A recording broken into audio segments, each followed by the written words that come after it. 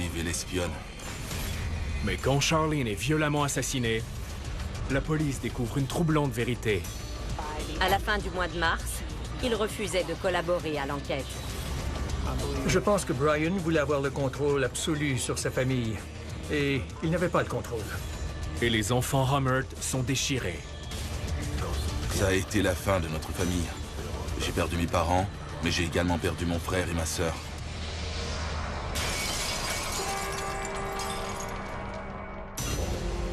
Brian Hummert est un homme de famille d'une petite ville. Il est marié depuis longtemps avec Charlene et père de 3 enfants. Quand sa femme est retrouvée assassinée après être mystérieusement disparue pendant la nuit, Brian et sa famille sont anéantis. Quand les éléments de preuve accusent un suspect inattendu près de la famille, les enfants de Brian sont confrontés à une horrible vérité. Le fils aîné, David, est particulièrement proche de sa mère. Ma mère était le cœur de notre famille. Elle était le lien qui nous unissait. Brian et Charlene sont bien établis dans leur quartier de New Cumberland, en Pennsylvanie. Quand j'étais enfant, je pensais que ma famille était comme les autres. Mon père et moi, on était dans les scouts. On faisait ce genre de choses ensemble. Ma mère jouait un rôle actif dans la communauté. Elle organisait les œuvres de bienfaisance, elle cuisinait pour le barbecue annuel, elle participait aux activités de l'église. Elle organisait aussi des réunions de famille, autant des repas que des fêtes avec la famille élargie. Le 19 mars 2004, les Hummert savourent un repas en famille préparé par Charlene. Après le souper, David, 18 ans, et sa sœur Tracy s'absentent pour la soirée. Comme le plus jeune enfant est à un camp, Brian et Charlene restent seuls dans la maison.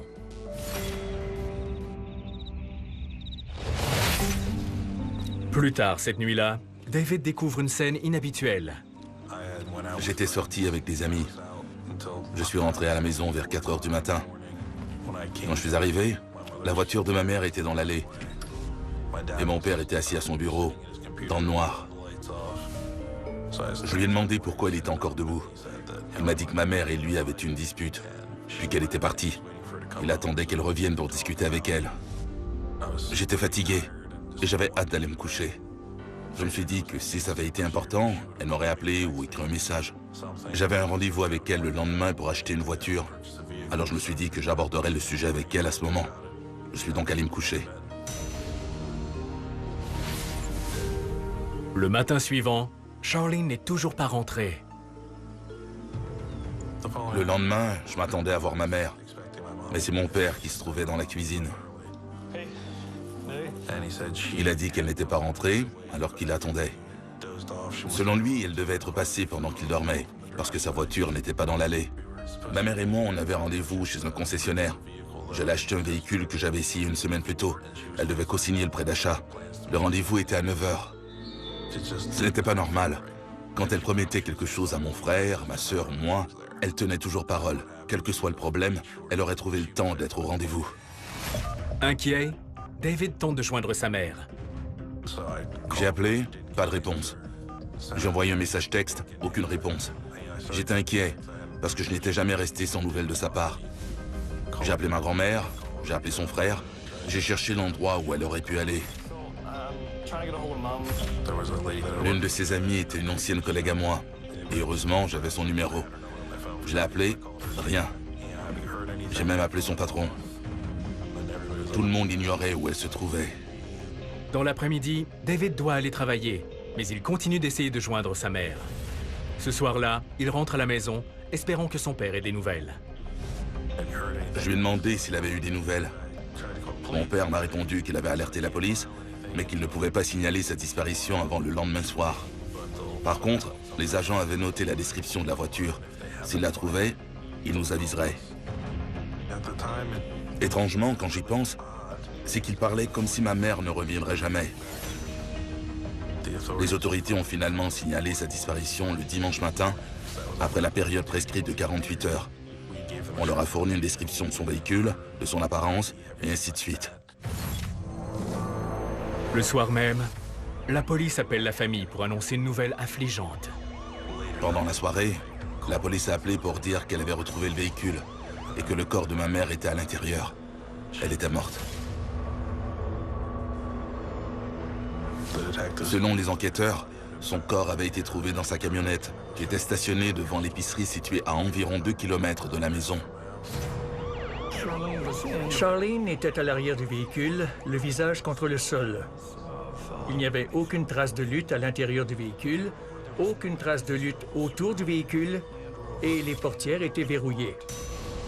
D'emblée, la police a soupçonné quelque chose de louche et a considéré l'affaire comme un meurtre. Les enquêteurs ont délicatement interrogé la famille anéantie. Les enquêteurs nous ont demandé quand on l'avait vu et quand on lui avait parlé la dernière fois. Ils nous ont demandé de repérer son dernier appel ou son dernier message dans nos téléphones. Ils nous ont demandé à quel moment on l'avait vu à la maison la dernière fois.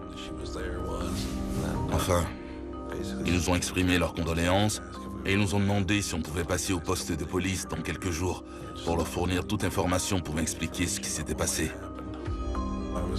J'étais en état de choc. Je ne savais pas quoi faire, ni comment réagir. J'étais très proche de ma mère. On faisait pratiquement tout ensemble. On parlait de tout. Je passais beaucoup plus de temps avec elle que mon frère et ma sœur. Alors que David essaie de faire son deuil, les enquêteurs du service de police constatent l'abondance des éléments de preuve à examiner.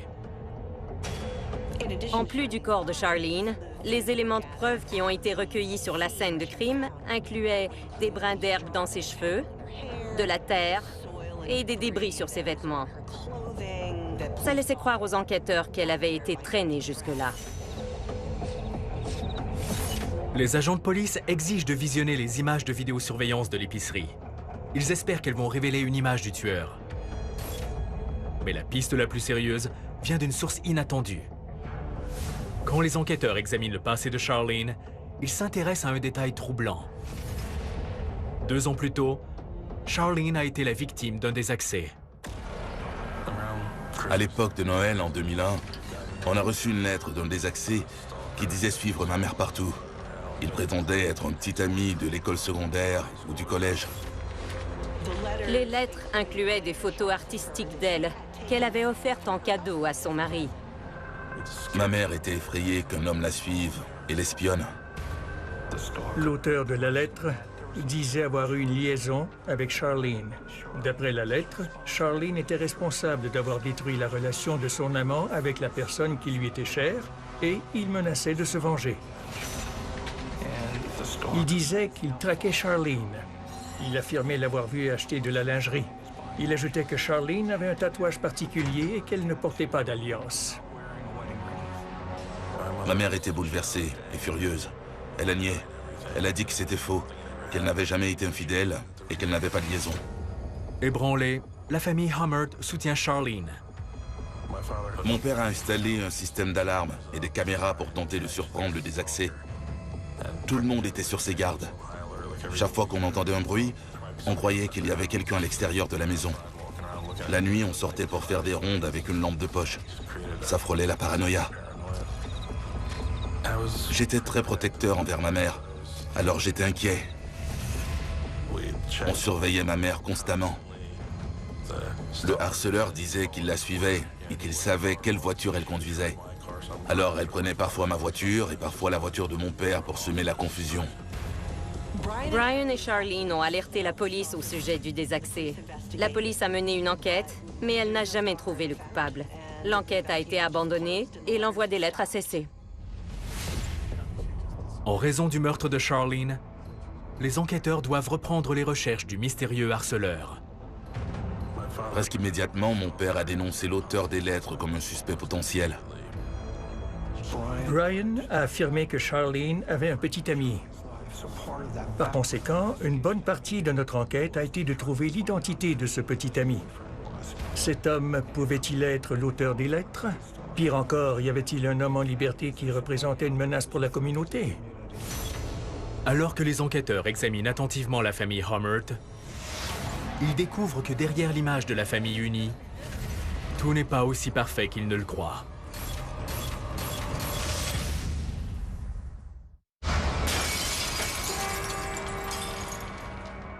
Compagnie. Brian Hummert, père de famille ordinaire, trompe tout le monde quand il rejette la responsabilité du meurtre violent de sa femme Charlene sur un harceleur qui l'a tourmenté dans le passé. David, le fils aîné, est anéanti par la mort de sa mère. Sur le coup, je me suis senti démuni et totalement désemparé. Je ne voulais pas l'accepter, alors je me suis lancé dans un tourbillon d'activités pour ne pas y penser. Ça n'a pas fonctionné. David ignore qui est responsable de la mort de sa mère.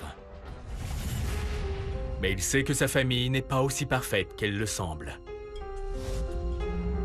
Durant mon enfance, mon père a exercé de la violence psychologique. C'était un homme en colère. Si on faisait une bêtise, il criait, il hurlait contre nous. Il nous traitait de tous les noms. Il nous écrasait, il nous humiliait. Il avait aussi recours à la violence physique. Ça a commencé quand j'avais 5 ou 7 ans. J'ai appris à surveiller mes paroles, à surveiller mes gestes. Je m'assurais de ne laisser aucune trace. Sinon, la situation s'envenimait assez rapidement. La plupart du temps, j'étais capable de voir venir la tempête. Mais parfois, il changeait d'humeur sans prévenir. S'il avait eu une mauvaise journée au boulot, ou une dispute avec ma mère, il s'en prenait aux enfants. Je pense qu'on est devenus des cibles, parce que les enfants sont vulnérables, et ils ne peuvent pas protester ni se révolter. Mon père est un tyran. Pendant notre enfance, et aussi durant notre adolescence, il nous a dominés, et il nous a également intimidés. La violence de Brian Hummert a de lourdes conséquences sur ses enfants. Je pense qu'être une victime de ce genre d'abus quand on est enfant nous durcit face au reste du monde. On devient plus introverti et on réagit mal à certaines situations. Il m'arrive de ne pas réagir du tout, ou à l'opposé, de réagir de façon exagérée, alors que c'est injustifié. Ça perturbe en quelque sorte notre façon d'être. Pour racheter le comportement violent de son mari, Charlene comble ses enfants de gentillesse. Ma mère se dépensait sans compter pour mon frère, ma sœur et moi. Elle s'assurait qu'on ne manquait de rien, qu'on pouvait faire tout ce qu'on voulait et que tous nos besoins étaient comblés. Charlene était incontestablement le parent affectueux. Elle protégeait ses enfants et s'assurait de combler tous leurs besoins de la vie de tous les jours. Brian, lui, ne s'investissait pas. Mon père exigeait que ses besoins soient satisfaits en priorité. Les enfants devaient se contenter des miettes ou de ce qui restait. Alors que les enfants vieillissent, les styles d'éducation différents de Brian et de Charlene sèment la discorde dans leur mariage. Je me souviens de nombreuses disputes entre mes parents à propos de la façon dont mon père traitait ses enfants. Souvent, les disputes concernaient mon frère. Il était 8 ans plus jeune que moi. À cette époque, il devenait socialement inacceptable de frapper ses enfants. Mon frère allait parfois à l'école avec des marques sur son corps. À 15 ans, David en a assez. Comme le personnage joué par Leonardo DiCaprio dans le film « Tu seras un homme », David se révolte contre son père violent, tant sur le plan physique que psychologique. Je revenais de l'école à vélo. J'ai fait une crevaison à environ 5 ou 10 minutes de la maison. J'ai téléphoné à ma mère et elle a appelé mon père pour lui demander de venir me chercher. On a mis le vélo à l'arrière du véhicule. Une fois à la maison, on a sorti le vélo. L'une des pédales est restée accrochée au tissu du siège arrière. En tirant sur le vélo, le tissu s'est un peu déchiré. La réaction de mon père a été de me lancer le vélo à la figure aussi fort qu'il le pouvait. C'est alors qu'on a eu une violente altercation. L'un de nos voisins a appelé la police parce qu'on criait, on hurlait et on s'échangeait des coups. Brian a blessé David. Il lui a fracturé le nez. Selon les témoins, le père et le fils avaient échangé des propos violents. Et Brian s'était montré particulièrement agressif envers David. Cette fois, Charlene en a assez. Après la dispute, ma mère a appelé la police du comté de York et le palais de justice pour faire une demande d'injonction et l'empêcher de revenir à la maison. En 1999, Brian et Charlene se sont séparés. Les services de protection de l'enfance du comté de York ont mené une enquête sur Brian à la suite d'une plainte de violence physique à l'endroit de ses enfants. En vertu d'une ordonnance judiciaire, Brian entreprend une thérapie puis la famille participe aux séances en groupe. On a surtout discuté de son mauvais comportement et de son manque de compassion envers ses propres enfants. On a parlé de ses problèmes de jalousie et de ses accès de colère à cause de la frustration qu'il ressentait à l'égard de sa vie. Je me souviens du psychologue qui lui disait qu'il n'était pas en concurrence avec ses enfants. Les parents sont censés aider leurs enfants à s'épanouir. Mais il s'acharnait contre nous chaque fois qu'il constatait que l'un de nous réussissait mieux que lui au même âge ou avait des privilèges qu'il n'avait pas eus. C'était comme s'il rivalisait avec ses propres enfants. Quand Brian a des ennuis de santé, il se voit forcé de se remettre en question. Le psychologue l'a prévenu que sa colère allait lui causer des problèmes de santé. Et c'est ce qui est arrivé. Mon père a fait une crise cardiaque. Il a été transporté à l'hôpital et on est allé lui rendre visite. Comme beaucoup de gens qui frôlent la mort, il s'est tourné vers la religion. Il souhaitait devenir une meilleure personne. Il a réussi à nous convaincre qu'il allait changer. Charlene et ses enfants se réunissent pour décider du sort de leur famille. Ma mère nous a assuré qu'elle ne le laisserait pas revenir à la maison sans notre consentement. Je pense qu'elle cherchait surtout mon approbation, parce qu'elle avait mis mon père à la porte à la suite de notre altercation. Elle ne voulait pas le laisser revenir sans avoir d'abord obtenu mon accord. On a discuté ensemble, et on a finalement décidé de lui donner une autre chance. Après le retour de Brian à la maison, l'espoir d'une vie de famille harmonieuse se concrétise. Brian devient un père aimant et essaie d'effacer des années de négligence et de violence. Il s'est mis à faire des efforts démesurés. Par exemple, il proposait qu'on aille manger une crème glacée tous ensemble. Ou encore, il insistait pour organiser des repas en famille tous les soirs. Il faisait des choses qu'il n'avait jamais faites auparavant. C'était vraiment étrange que soudainement, il tienne à partager un repas avec nous chaque soir. J'avais l'impression de jouer un rôle dans une série télé des années 70. C'était bizarre après la vie de famille qu'on avait connue. Peu après le retour de Brian, la famille nouvellement réunie est menacée quand Charlene reçoit la première lettre d'un des accès. David craint le pire, mais Brian Hummert apporte son soutien à sa femme. La réaction de mon père a été étrangement calme. Généralement, une chose pareille l'aurait fait exploser de rage. Il aurait hurlé, il aurait crié, mais il a été d'un grand soutien. En fait, il a été un bon mari. Pendant un certain temps, la menace a semblé renforcer leur couple. Pour affronter cette force extérieure, cette peur, ils se sont soudés. On avait la preuve qu'il changeait vraiment. Peut-être qu'il éprouvait vraiment des remords. S'il n'était pas un bon père, il était tout de même un bon mari. Au moins, il était présent pour ma mère. Une deuxième lettre est arrivée. L'auteur prétendait qu'il avait une liaison avec ma mère. Mon père voulait jouer les héros. Il a dit qu'il s'en occuperait et qu'il s'assurerait de nous protéger. Brian semble avoir changé. Mais rapidement, le véritable Brian Hummert refait surface. Après un certain temps, on est revenu à la case départ. Il nous poussait, nous bousculait, nous lançait des objets. Il a même tenté de me faire dégringoler l'escalier. Il est rapidement devenu aussi violent qu'il l'était avant que ma mère le quitte. Pour David, la rechute de son père est étrangement rassurante. J'étais presque soulagé qu'il retrouve sa vraie nature. Parce que lorsqu'il était calme, j'avais l'impression d'être constamment dans l'attente qu'il explose. C'était presque réconfortant de le voir reprendre ses vieilles habitudes. Au moins, on savait quoi faire, on savait comment réagir. Alors que la colère de Brian gronde, Charlene commence à envisager de le quitter définitivement. Et elle se tourne vers son fils aîné pour avoir du soutien. Ma mère se confiait à moi de plus en plus souvent. Elle me demandait de réfléchir à des moyens de rallier mon frère et ma sœur à sa cause sans leur dire la vérité. Elle avait peur qu'il se tourne vers mon père et qu'il lui dise ce qui se passait. J'étais heureux de l'aider. J'étais heureux qu'elle envisage de vivre sans lui et qu'elle songe à un avenir moins stressant. C'était rassurant de se dire qu'il y avait de la lumière au bout du tunnel. Progressivement, Charlene met en œuvre son projet secret. Elle a commencé à cacher de l'argent pour que mon père ne puisse pas l'empêcher de partir en retirant tout l'argent de leur compte bancaire. Parce qu'il était ce type de personne malveillante. Il aurait fait n'importe quoi pour gâcher ses chances d'être heureuse. En décembre 2003, le harceleur envoie une autre lettre. Cette fois, elle contient le code de sécurité de la maison des Hummert. Ils ont appelé la police.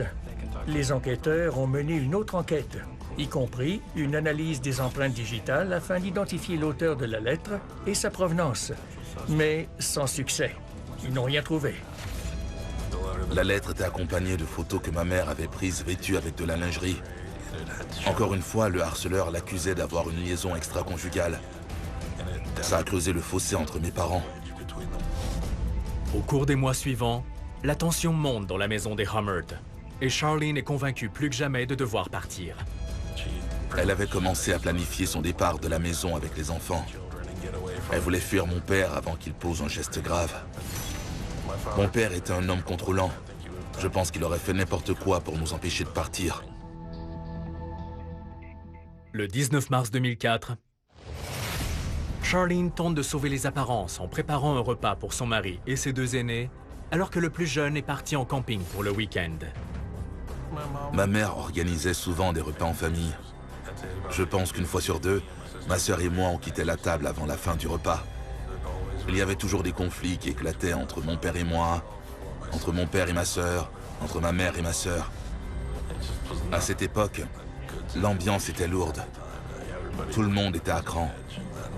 Dans ce contexte, avec les lettres du harceleur et les problèmes qui subsistaient entre nous, l'atmosphère était tendue. Pendant le repas, David et sa sœur se disputent avec leur père et sortent en trombe de la pièce, laissant Brian et Charlene seuls. Brian profite de l'occasion pour mettre à exécution un plan horrible. Pendant la nuit, il tue sa femme.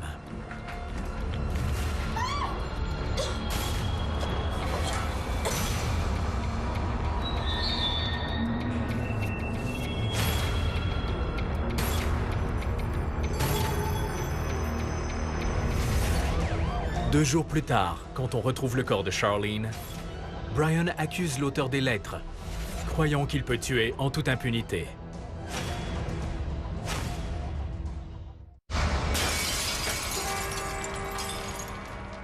Et le 23 janvier, 22h, sur Moi et compagnie. Brian Hummert n'est pas le mari éploré qu'il prétend être. Après avoir assassiné sa femme, il laisse le corps dans le stationnement d'une épicerie de leur quartier de New Cumberland, en Pennsylvanie. Anéanti par la mort de sa mère, David, le fils aîné, croit son père quand ce dernier déclare que Charlene a été attaquée par un harceleur. Quelqu'un la suivait, l'espionnait. Presque immédiatement, mon père a dénoncé l'auteur des lettres comme un suspect potentiel. À mesure que les enquêteurs en apprennent sur la famille Hummert, ils deviennent méfiants. La relation entre Brian et Charlene Hummert était souvent orageuse. En quête de preuves pour confirmer leurs soupçons, les enquêteurs obtiennent les images de vidéosurveillance de l'épicerie où le corps de Charlene a été retrouvé. La vidéo montre un homme seul qui entre dans le magasin vers l'heure du décès de Charlene. Il est entré dans l'épicerie et son image a été captée par plusieurs caméras différentes. Il a acheté un sac de nourriture pour chien. Il devait être environ 6 heures du matin, puis il est reparti. La vidéo montre que l'homme porte un parka bleu et des bottes noires, mais son visage est caché. Par contre, un examen du corps révèle des informations prometteuses. La cause de la mort a été déterminée après avoir procédé à une autopsie médico-légale. L'autopsie a révélé la présence d'une marque d'étranglement, sans définir avec certitude l'instrument qui avait été utilisé. Il y avait également de nombreuses blessures sur le corps de Charlene qui indiquaient qu'elle avait résisté et que son corps avait été déplacé. La police rend le corps à la famille, puis un nouvel indice est découvert. Après l'autopsie, le corps de Charlene a été transporté au salon funéraire et l'embaumement a mis en évidence les marques de la blessure autour de son cou. Selon le motif de la blessure, les enquêteurs ont conclu que Charlene avait été étranglée avec une laisse ou un collier pour chien. Malgré leur douleur, David, son frère et sa sœur participent à l'enquête. Je me suis porté volontaire pour aider les enquêteurs de mon mieux. Quand ils m'ont demandé de venir au poste pour un interrogatoire, j'y suis allé de bonne foi. Mon frère et ma sœur ont également collaboré. Peu importe les questions, on répondait du mieux qu'on pouvait. De nombreux techniciens analysaient les lettres du désaccès et cherchaient un ancien petit ami qui n'était pas nécessairement l'auteur des lettres, mais qui pouvait leur fournir des informations importantes. Alors que l'enquête progresse, les enquêteurs commencent à s'intéresser au mariage orageux des Hummert. Les enquêteurs m'ont posé des questions générales au sujet de leur relation. Je leur ai dit que leur mariage était fragile et que ma mère prévoyait partir, mais que mon père ignorait ses intentions. David ne sait pas que son père est considéré comme un suspect, mais Brian se tient sur la défensive. Immédiatement, mon père a été sur ses gardes. Il répétait que la police accuse toujours le mari et qu'il allait être considéré comme un suspect. Il était vraiment parano. Le corps de Charlene a été trouvé le 21 mars. À la fin du mois de mars, Brian avait pris un avocat. Et selon la police, il refusait de prendre part à l'enquête. Son avocat disait que c'était faux, qu'il continuait à collaborer. Mais quand j'ai vérifié auprès de la police, les enquêteurs ont répété qu'il avait cessé de coopérer. C'était étrange que mon père refuse d'aider la police. Il était furieux que je parle aux agents et que je collabore à l'enquête. Tandis que l'enquête se poursuit, Brian apporte soudainement un grand soutien à ses enfants. Tout à coup, mon père est devenu très gentil. Il m'offrait de m'aider à faire des choses, un peu comme ma mère avait l'habitude de le faire. Il me disait que si j'avais besoin d'une voiture, si j'avais besoin d'argent, il était prêt à m'aider. J'ai eu l'impression qu'il tentait de m'acheter. Les indices s'accumulent et David tire une conclusion surprenante. Son père est le suspect numéro 1.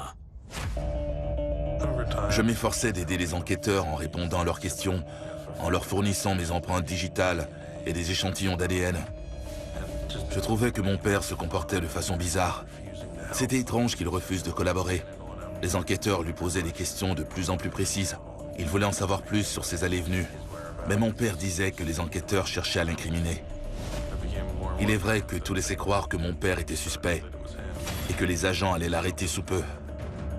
David a de la difficulté à accepter la nouvelle réalité. La situation était ridicule. Je ne sais pas comment la décrire autrement. C'était comme dans un mauvais film. Je ne savais pas ce qui allait se passer. Je ne savais pas ce qui m'attendait d'un jour à l'autre. J'espérais que la police l'arrête pour en finir avec cette histoire. Une autre partie de moi souhaitait que les enquêteurs trouvent un autre coupable, parce que je ne voulais pas admettre que j'avais perdu non pas un parent, mais mes 2 parents. À mesure que la police nourrit des soupçons à l'égard de Brian, les preuves commencent à s'accumuler.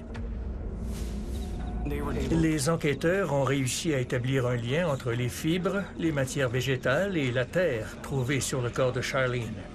Et comme la terre correspondait à la composition du sol où se trouvait la maison des Hummert, cela revêtait une importance particulière.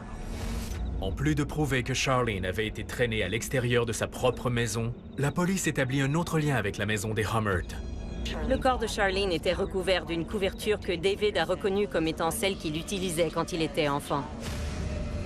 Les preuves continuent de s'accumuler et le comportement de Brian commence à effrayer son fils. Alors que c'était de plus en plus évident que mon père était soupçonné et que la police allait l'accuser, il s'est mis à se comporter de façon bizarre. Il avait fréquemment des sautes d'humeur.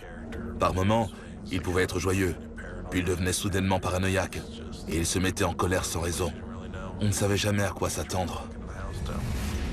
David sent qu'il doit se protéger des réactions imprévisibles de son père et faire de même pour son frère et sa sœur. J'ai commencé à dormir avec une arme sur mon oreiller.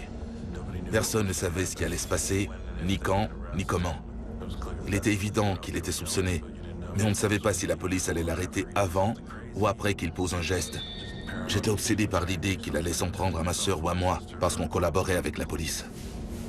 Alors que l'étau se resserre sur Brian, un nouveau suspect terrifiant refait surface. Le journal local de Patriot a reçu une lettre signée par un tueur en série qui déclarait être coupable du meurtre de ma mère. Le tueur en série déclarait qu'il était effectivement coupable du meurtre de Charlene. Il ajoutait qu'il avait fait d'autres victimes dans la région et qu'il y en aurait plusieurs autres.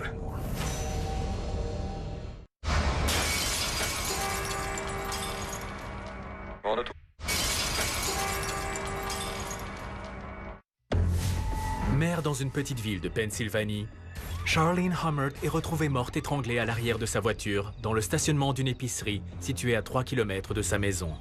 Son mari, Brian, est le principal suspect. Brian accuse le désaxé qui a terrorisé Charlene dans le passé. Mais lorsque la police et les médias reçoivent des lettres affirmant que le coupable est un tueur en série, la famille Hummert se retrouve au cœur d'une tempête médiatique. J'avais l'impression d'être dans un film. Non seulement c'était étrange qu'un meurtre soit commis dans notre petite ville, mais c'est encore plus bizarre qu'il y ait un harceleur et un tueur en série. Il y avait des journalistes qui se présentaient à mon école. Un jour, une personne m'a suivi jusqu'au centre commercial. J'ai reconnu cette personne comme un journaliste qui travaillait pour un journal télévisé. J'étais abasourdi par le choc. J'encaissais une chose, puis une autre, et encore une autre. Je ne savais plus à quoi m'attendre, ni à quelle vérité m'accrocher. Alors que l'enquête se poursuit, David comprend que la police a encore les yeux rivés sur son père, Brian. En parlant avec les enquêteurs, j'ai compris qu'ils ne croyaient pas à l'histoire des lettres du tueur en série. Les lettres du tueur en série ont été envoyées quelque temps après le début de l'enquête. Quand on enquête sur ce genre de crime, on voit tout de suite qu'il s'agit d'une mise en scène. Le criminel agit de la sorte parce qu'il est persuadé que les gens savent qu'il est coupable. L'individu décide alors de créer une diversion pour diriger l'attention des enquêteurs dans une autre direction. La police se doute que les lettres sont écrites par Brian lui-même. À mon avis, Brian a compris qu'il était un suspect dans l'affaire et il a écrit les lettres du tueur en série afin de brouiller les pistes et de détourner l'attention des enquêteurs. Naturellement, on a accordé une attention plus soutenue à Brian Hummert, puis on a tenté d'élaborer différentes stratégies qui nous permettraient de découvrir l'auteur de ces lettres. Les enquêteurs demandent une analyse graphologique et utilisent des techniques linguistiques pour examiner les lettres du tueur en série. Le juge a approuvé le mandat de perquisition pour fouiller la maison de Brian à la recherche d'échantillons qu'on allait fournir aux graphologues et aux linguistes afin de déterminer s'il y avait une correspondance entre les différentes écritures. Dans la foulée, on a trouvé l'ordinateur de Brian. En examinant le contenu de l'ordinateur de Brian, les enquêteurs trouvent quelque chose d'inattendu. On a saisi l'ordinateur et, de ce dernier, on a extrait des documents qui correspondaient exactement aux lettres du harceleur. Selon toute vraisemblance, Brian avait écrit les lettres à partir de cet ordinateur.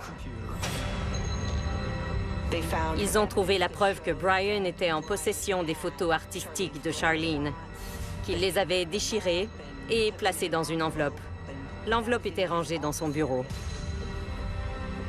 Durant la perquisition, ils trouvent également un élément de preuve important, quelque chose qui ressemble à une laisse pour chien. L'un des enquêteurs principaux m'a confié qu'au moment de la perquisition, il a trouvé un câble de métal dans une gaine de plastique rouge. Dès qu'il a vu ce câble, il a deviné que c'était l'arme du crime. Ils ont également saisi le parka et les bottes de Brian comme éléments de preuve. Ils correspondaient aux vêtements de l'homme qui avait acheté des croquettes pour chiens dans l'épicerie, au moment précis où, selon la police, le corps de Charlene Hummert aurait été transporté au stationnement. Dans une poche du parka, on a trouvé la facture des croquettes pour chiens qu'il a achetées à 6 heures le matin du meurtre de sa femme. Avec suffisamment de preuves en main, la police arrête Brian Hummert en novembre 2004.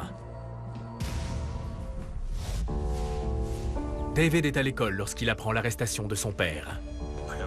J'ai reçu un appel des enquêteurs qui voulaient savoir si j'étais à la maison. J'ai dit non.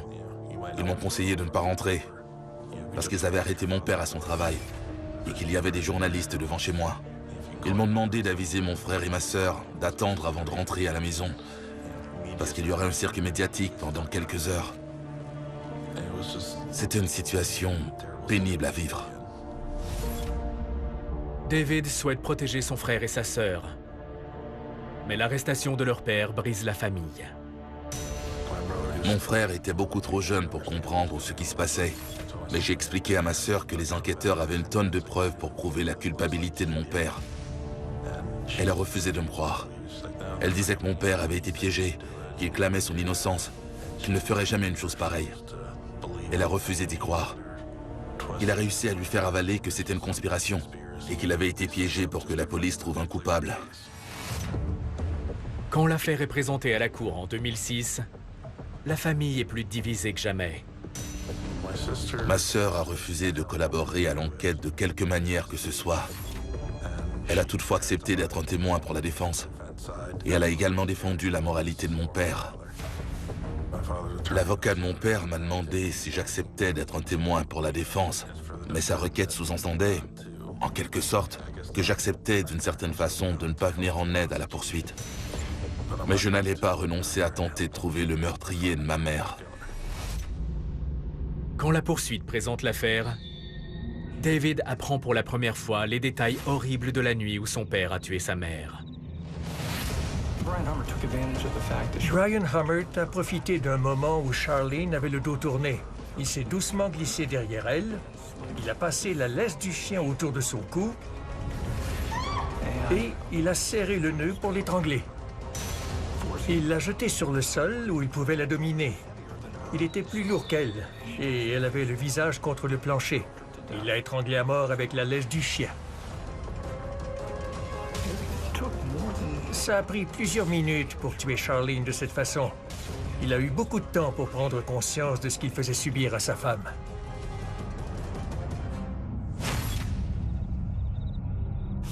Après le meurtre, il a pris des mesures exceptionnelles pour dissimuler son crime. Les preuves montrent clairement que Charlene a été traînée de l'intérieur de la maison des Hummert jusqu'à la cour, en passant par le garage jusqu'à son propre véhicule. Brian l'a soulevée et l'a déposée dans la voiture à plat ventre. Il a tenté de la pousser, mais elle était trop grande, alors il lui a plié les jambes. Il y avait de l'humidité sur ses vêtements et autour de son corps à l'arrière du véhicule. Les enquêteurs ont jugé que l'humidité venait de son transfert de la maison à la Land Rover. À 4 heures, David rentre à la maison. Avec le recul, je pense qu'elle était dans la voiture quand je suis rentré. C'est vraiment troublant de découvrir que je suis passé tout près du corps de ma mère, sans même le savoir. J'ai l'impression que mon père attendait mon retour avant de déplacer le corps, parce qu'il savait que tôt ou tard, j'allais revenir. Brian a pris une couverture que ses enfants avaient utilisée quand ils étaient bébés pour recouvrir le corps de Charlene. Puis, il a conduit jusqu'à l'épicerie la plus proche. Là-bas, il a abandonné le véhicule. Selon les enquêteurs, l'une de ses erreurs a été d'entrer dans l'épicerie pour acheter une grosse boîte de croquettes pour chiens, au lieu de repartir directement chez lui.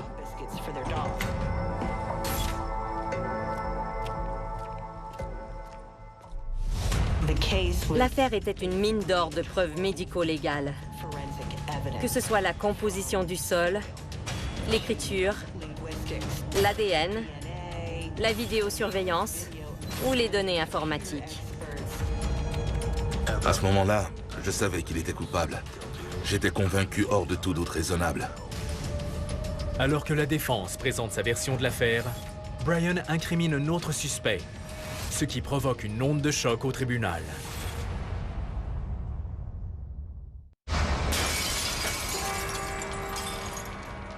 Réalité. Nouveaux épisodes dès le 9 janvier 21h sur Moi et compagnie. Père dans une petite ville de Pennsylvanie, Brian Hummert subit un procès pour le meurtre au premier degré en 2004 de sa femme Charlene. La poursuite présente une série de preuves accablantes, dissipant tous les doutes dans l'esprit de David, le fils aîné de Brian et de Charlene. À ce moment-là, je savais qu'il était coupable. J'étais convaincu hors de tout doute raisonnable. Pendant le procès, la défense élabore sa propre théorie. La défense était dépourvue d'arguments et elle n'avait pas de preuves. Elle ne pouvait que contester les faits. Pendant le procès, mon père tendait des notes à son avocat. Pendant mon témoignage et celui des autres témoins, il n'arrêtait pas de tendre des notes à son avocat. Des questions qu'il voulait poser, je suppose. Quand David est appelé à témoigner, la défense bouleverse les gens présents à l'audience. Pendant mon témoignage, la défense a posé des questions qui laissaient suggérer que je pouvais être considéré comme suspect. L'avocat disait que j'étais en meilleure forme physique que mon père, que ma mère était aussi plus en forme que mon père. Dans l'éventualité d'une altercation, qui avait la meilleure chance de remporter la bagarre contre elle? La sœur de David vient à la barre pour corroborer la théorie de la défense. Quand ma sœur a témoigné, elle a déclaré que notre père n'aurait jamais pu faire une chose pareille. Elle a dit que j'étais agressif, puis elle a formulé des accusations indirectes, et elle a insinué que je pouvais être coupable. Pour David, la trahison de sa famille est terriblement blessante. Je pense que j'ai été plus étonné que fâché, parce que j'avais une belle relation avec ma mère. Ceux qui nous connaissent savent que je n'aurais jamais fait de mal à ma mère. C'était dégoûtant que les avocats de la défense poussent l'injure aussi loin. Il était évident que leur tentative était désespérée. Tous ceux qui fréquentaient ma famille, qui nous connaissaient, ma mère et moi, ont compris que la défense ne faisait que semer le doute sur la culpabilité de mon père. Malgré la tentative de la défense de détourner l'attention portée sur Brian, le jury prononce un verdict en un temps record. On est allé manger, mais on n'a pas eu le temps de vider nos assiettes avant qu'ils nous demandent de revenir au tribunal. Le jury était de retour. Brian Hummert est déclaré coupable de meurtre au premier degré et condamné à la prison à perpétuité, sans possibilité de libération conditionnelle. Au bout du compte, je pense que Brian voulait avoir le contrôle absolu sur sa famille. Et il n'avait pas le contrôle. Tout ce qu'il voulait, c'était de se dérober à la justice et de ne pas être reconnu coupable du meurtre qu'il avait commis et qui faisait de lui un être diabolique. Heureusement, il passera le reste de ses jours en réclusion. Mais le comportement de Brian a causé des torts irréparables à sa famille. Le jour du prononcé de la sentence, David et sa sœur s'assoient dans des côtés opposés de la salle d'audience. Pour le processus de détermination de la peine, de nombreuses personnes se sont rangées du côté de ma mère, y compris moi. Du côté de mon père, il y avait ma sœur et les parents de mon père. Depuis ce jour, je n'ai pas parlé à ma sœur, ni à mon frère. Ça a été la fin de notre famille. J'ai perdu mes parents, mais j'ai également perdu mon frère et ma sœur. Après le procès, David quitte la ville pour fuir les regards insistants du public. Le procès a été médiatisé. Tous les gens de la région ont vu l'affaire dans les journaux ou à la télévision. Je ne pouvais pas aller à la station-service, à l'épicerie, au bar ou à n'importe quel endroit sans qu'une personne me dise qu'elle était désolée. Je suis persuadé que tous ces gens avaient de bonnes intentions. Mais quand on veut faire son deuil, on n'a pas envie d'entendre les gens nous rappeler constamment le drame qu'on a vécu. Je buvais beaucoup. J'essayais de surmonter l'épreuve et de passer à travers mes journées. Je travaillais, j'allais au bar et je rentrais. Le lendemain, je recommençais. Pendant un bon moment, j'ai tout fait pour éviter d'y penser. J'ai refoulé mes émotions pour ne rien ressentir. Ce qui n'aide pas. Ça ne marche pas du tout. Comme elle l'a toujours fait, la mère de David continue d'avoir une grande influence sur son fils. Finalement, j'ai réussi à m'en sortir, parce que j'ai pris conscience que ma mère n'aurait pas voulu que je continue sur la voie de l'autodestruction. Elle aurait voulu que je prenne ma vie en main et que j'en fasse quelque chose de productif. Je suis revenu, j'ai recommencé à zéro. J'ai repris mon travail avec les voitures, j'ai démarré une entreprise. Le seul élément positif dans cette histoire, c'est qu'elle nous force à nous connaître, à réunir nos forces pour rebâtir notre vie. Autrement, ça nous démolit totalement. On n'a pas le choix. On doit se ressaisir et faire quelque chose de bien. Sinon, on s'écroule.